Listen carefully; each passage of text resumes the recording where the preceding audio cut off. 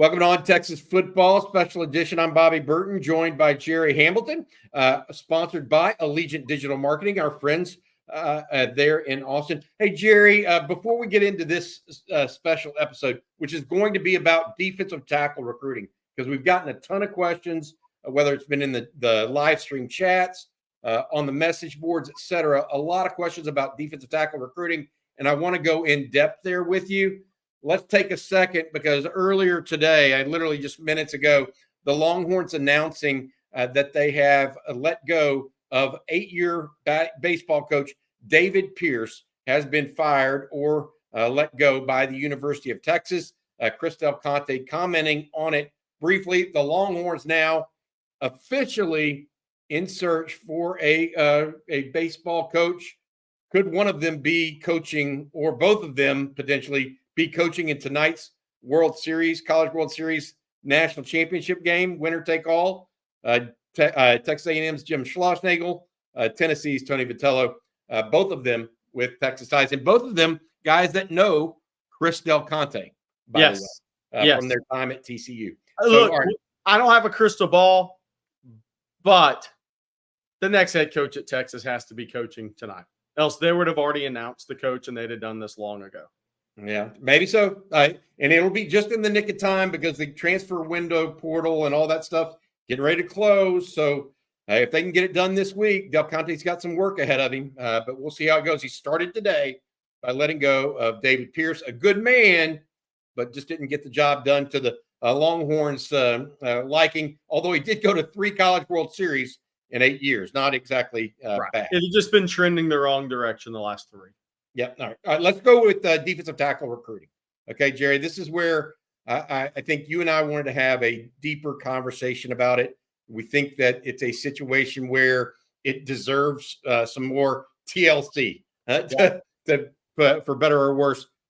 I want to start by setting the board now, and I want to set the board in the idea, and I'm talking about the recruiting board from 1 week ago versus what it looks like today, because I think some things have changed that has been either cause for concern or more clarity coming into picture. So a week ago today, Texas was in on and had a commitment from Brandon Brown, but it was a tenuous commitment. He's out of Eau Gallie, Florida. Josiah Sharma out of Folsom, California was a big one. Texas had just had him in for an official visit. Kevin Wynn, a defensive lineman out of Georgia, had just been in for a visit.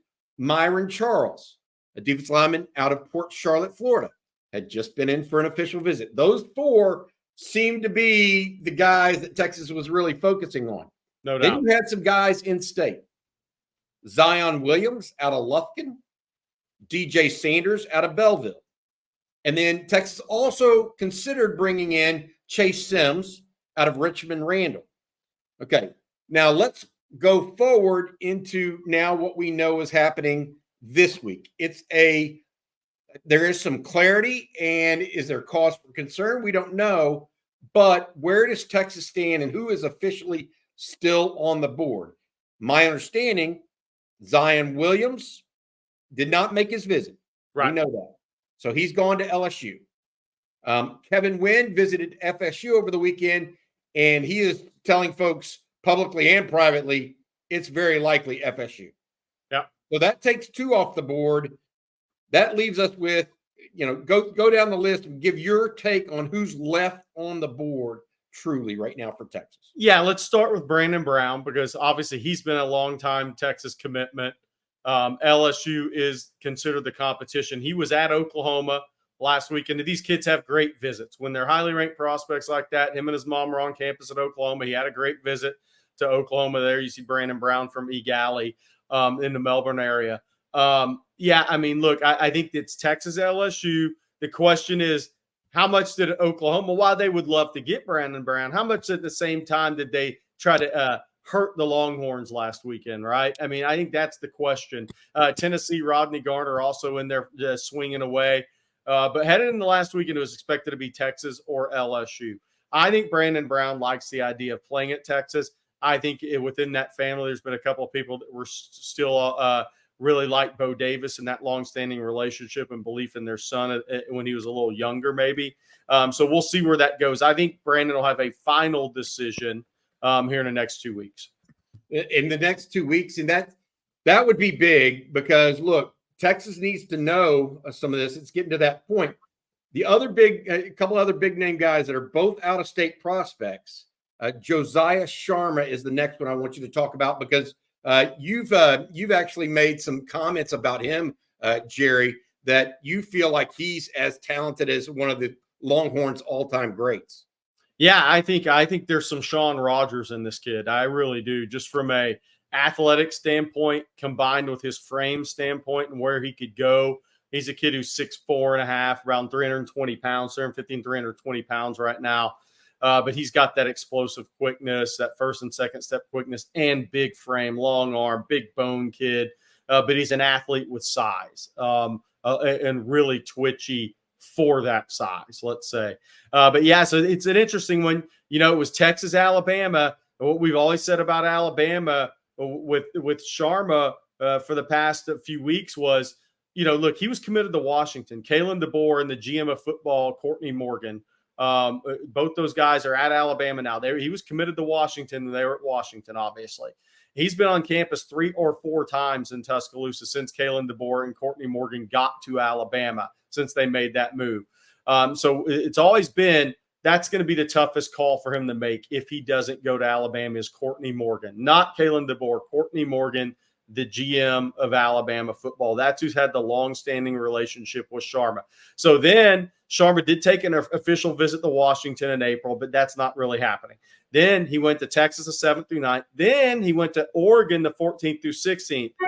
Uncle Phil got involved. And so Oregon, the Fighting Nikes are involved there with Josiah Sharma. I think that Oregon's hopeful, but I think Texas and Alabama think they both have a legitimate shot here. We'll see that if Oregon can pull an upset, but I maintain the same on this. I think Texas has a legitimate shot at Josiah Sharma, but I maintain this: the toughest the call he'll have to make if it's not Alabama is he's got to call Courtney Morgan, and if that call takes place, then I feel pretty good about Texas' chances long term.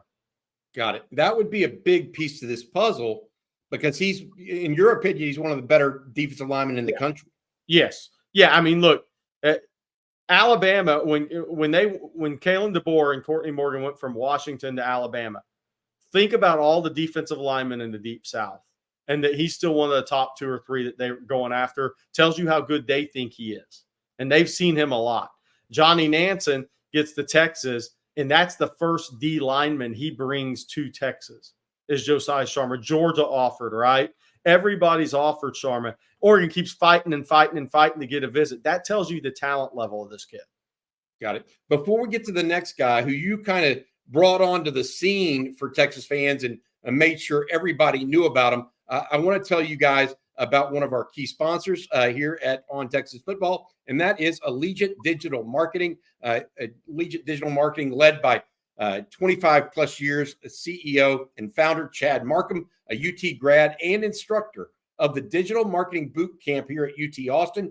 He's helped thousands of businesses overcome multiple challenges that lay in the way of you being the best business you can be from a marketing perspective. Take advantage of their Hook 'em Horn special and save up to $2,500 in advertising. Visit allegiantdigital.com/ontexasfootball to learn more. That's allegiantdigital.com/ontexasfootball.com.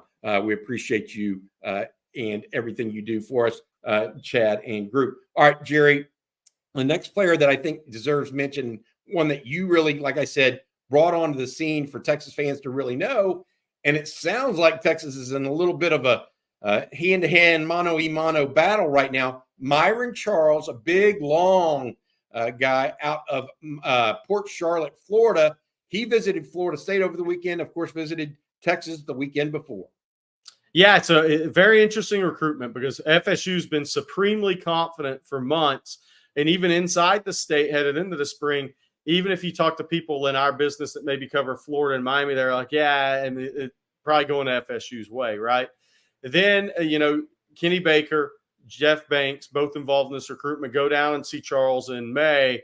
And then people kind of start, FSU's competition is actually probably going to be Texas for this kid. And then he makes the visit to Texas the same weekend as Josiah Sharma, June 7th through 9th.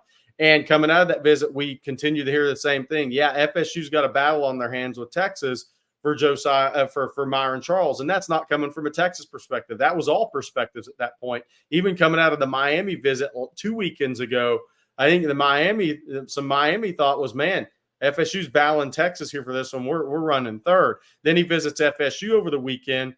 And, coming out of the weekend, it's all Javion Hilson. He's going to stick with FSU. Kevin Wynn looks like he's going to FSU. Well, Myon Charles, that may be more of a fight than originally thought. So the kind of the messaging's a little different there. And what we're hearing behind the scenes, which is important as anything, is that Texas it still feels like they're in the fight for Myon Charles. So, again, a July decision. These decisions are all going to come fast and furious here after thinking about all this for a week or so.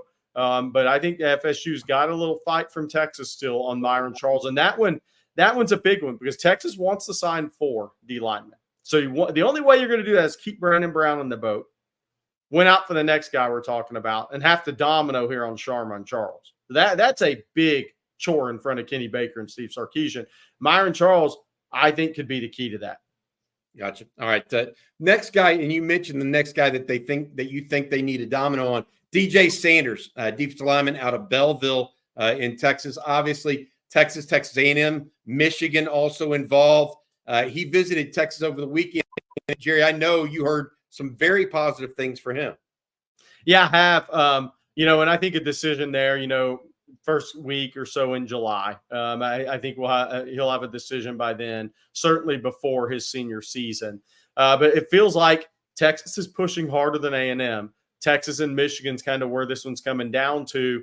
And I think Texas had a great visit with the entire family, all the immediate family of DJ Sanders. Obviously, when you get grandparents and parents involved, they'd rather the kids stay close to home than go to Michigan where he does have family. So I think Texas is working from a position of strength with the decision here coming up in the next couple of weeks. Okay. So that gives us 4 guys, right? And that's part of the question that everybody has. If a week ago I set this board with you, I mentioned 7 names: Brown, Sharma, Wynn, Myon Charles, Zion Williams, DJ Sanders, and possibly even Chase Sims. Today, I'm sitting here setting this board with you, and there's really only 4 names. Now, maybe they go back in on Zion Williams and try to get him for an official visit. But, if they want 4, they got to get all these guys. And I don't know that there's a single one that you would say Texas, other than DJ Sanders, that you'd say Texas is a 75+% chance of landing. Agree. Do you agree with that? Yeah, I agree. They're big national battles. I mean, Brandon Brown, just think about it.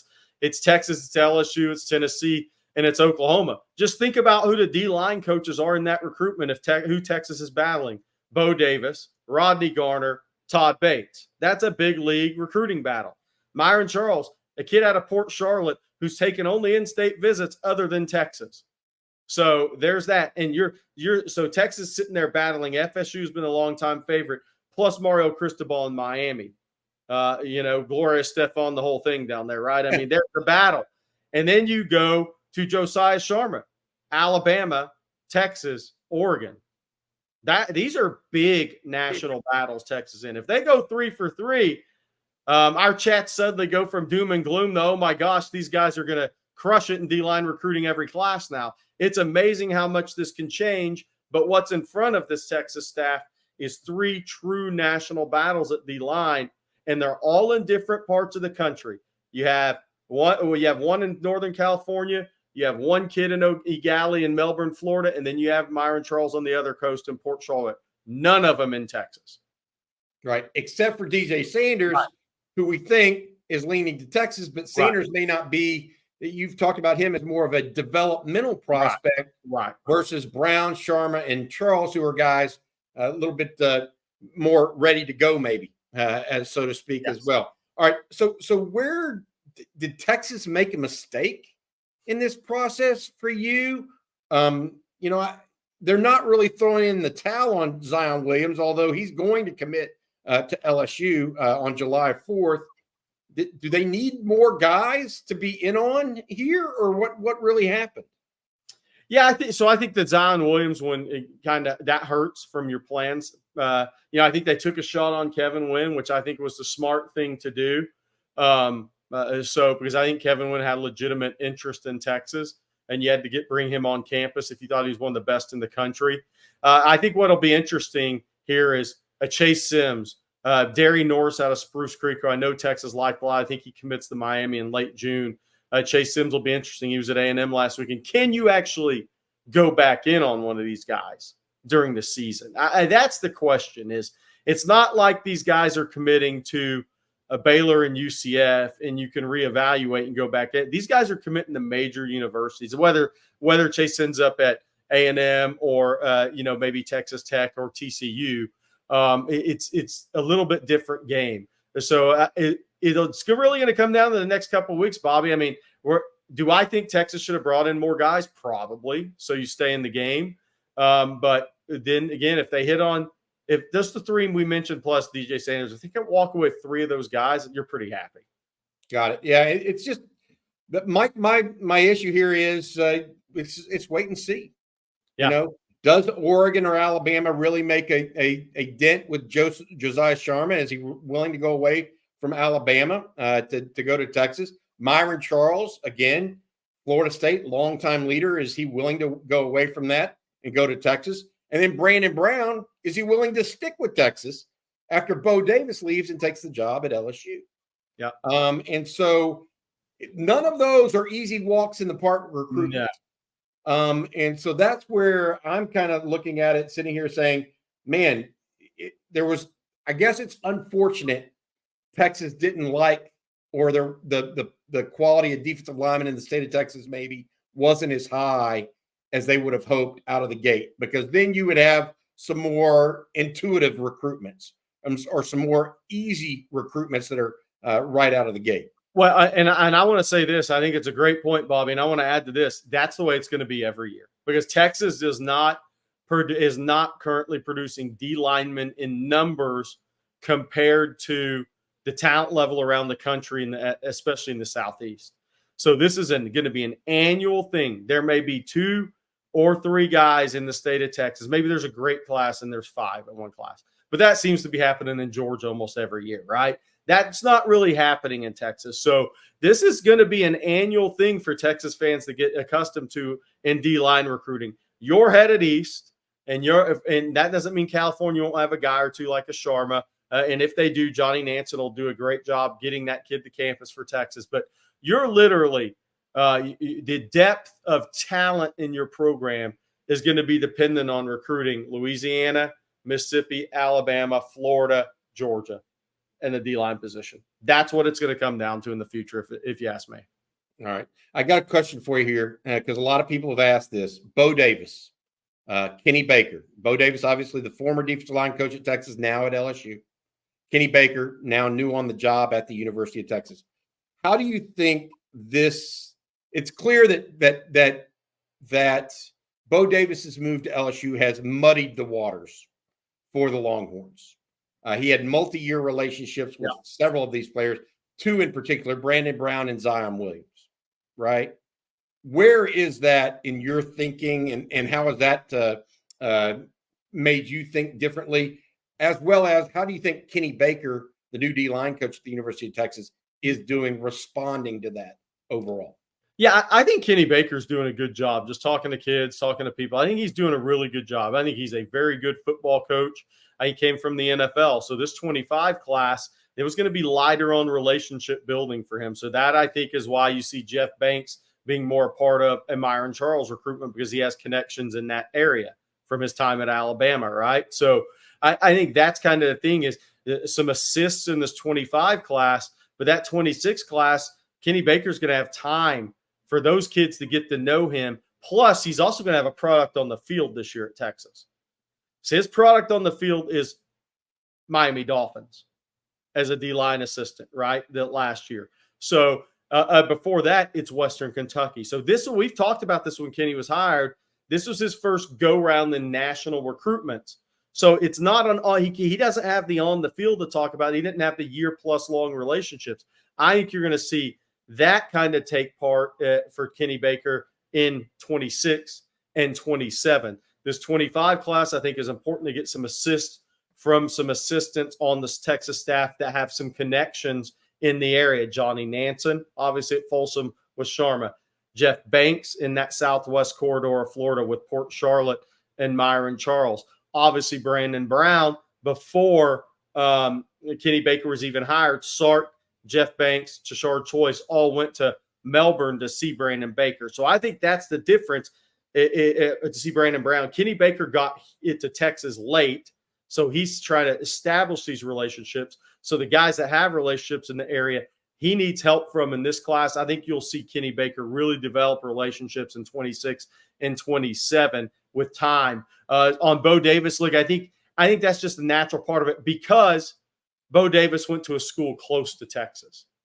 If Bo Davis had gone to Florida, maybe that would have helped with Brandon Brown, but it wouldn't have helped with Zion Williams. I think the fact that he went to LSU from Texas is what makes this more interesting and muddies the water for Texas. It's where he went because Zion Williams is 3 hours away, right? 3.5 hours away. Brandon Brown had already been on campus at LSU once before prior to Bo Davis going there. So there's familiarity with Bo, where Bo went with these kids, and it was closer to home for Zion Williams. So that's what will be interesting. And I'll tell you this, what's always interesting, let's maintain this, Bobby, and keep saying this, even on Zion Williams, somebody's going to muddy that waters for Bo here near in July 4th. Is it A&M? Is it TCU? I don't think so. I think he's going to play in the SEC.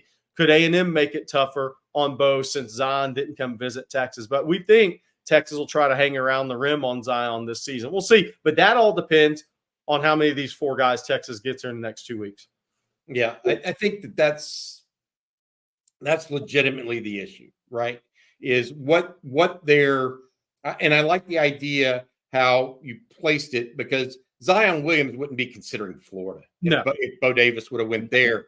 It's the proximity that has that to do with it, and then Brandon Brown being the other one that he was on first. So it's a little combo there. And I do agree with you that Kenny Baker needs a year to actually get into the flow of it. That just happens because recruiting is so sped up nowadays. Yes. It's almost over before he even steps on campus. So with that being said, that puts more pressure on Steve Sarkisian. Yes. To actually make up the difference because he's the one that had the coaching staff turnover. So he has to bring in these guys, Brown, Sharma, and Myon Charles, and then DJ Sanders as well. Look, if Texas, I'll be blunt, if Texas were to get two of Brown, Sharma, and Charles, you'd probably call it a very strong class along with DJ Sanders. If Texas were somehow to get all three, you're looking at an unbelievable defensive line class. Right. However, if Texas gets one, is that enough? No. If Texas gets zero, then it's an uh-oh moment. Yeah. So that's what's at stake right now and why we're going over this and talking about it like we are, Jerry. Yeah, no doubt. I mean, these next 2 weeks are huge at that position. I know we're talking about D-line, and I'm sure we'll do the same thing at defensive backs. Huge couple of weeks at those positions for Texas. All right, that's going to do it for today's episode of the Roundup with Gerry Hamilton and talking about defensive tackle recruiting. I want to say thank you to our sponsor once again. That is AllegiantDigitalMarketing.com. Are you a business owner who struggles with the following: finding new customers, consistent leads, finding marketing services to promote your business that actually work? Founder and CEO Chad Markham with the Allegiant Digital Marketing Team, an Austin-based ad agency, has helped thousands of business owners just like you over the past 25 years conquer these same challenges. So if you're ready to start making money in your business, grow with confidence, visit AllegiantDigital.com/ontexasfootball and get a free marketing plan. Plus, you can save up to $2,500 in advertising with their Hook 'em Horns special today. Jerry, thanks again for joining us. Thanks to Chad and his team at Allegiant Digital Marketing for making this possible. And thanks to all of you out there listening, whether it's on podcast or via YouTube. Jerry, thanks again, buddy. We'll see you again this afternoon. I know you got Talking Ball. We're also got all of our stuff coming right now on ontexasfootball.com, where frankly the news, I can't keep up with it. It's happening so fast, but this defensive tackle class is important for the future of Texas football. Yes. So I'm glad we spent some time on it today.